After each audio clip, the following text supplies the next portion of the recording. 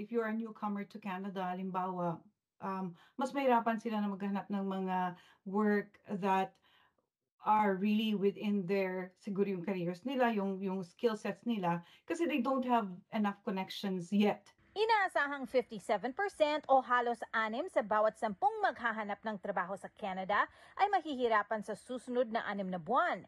Ito ay ayon sa isang bagong Harris Poll survey na ginawa para sa kumpanyang Express Employment Professionals. Ngayon, mas maraming competition kasi syempre nag-increase ang immigration. Si Jane Mendita ay isang career educator sa University of Toronto. Ayon sa kababayan, isa sa mga dahilan kung bakit nahihirapan ang marami sa paghahanap ng kanilang dream job sa Canada ay dahil sa tinatawag na hidden job market. Not all of the jobs are advertised, and usually pag nag-hire ang employers, they would look for people that who are already in their network, diba? And then before they go out, so we have to remember that there's what we call internal hiring and then external hiring.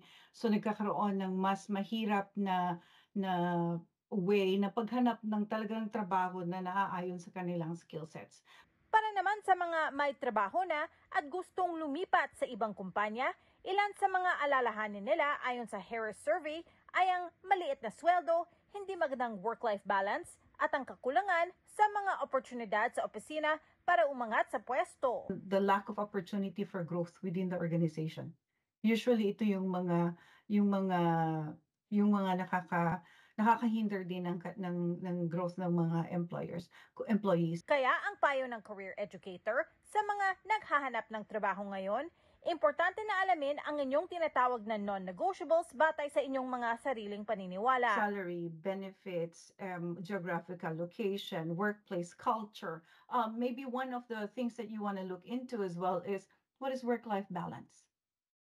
What is work-life balance, which is part of the work culture as well. Or maybe you're into diversity.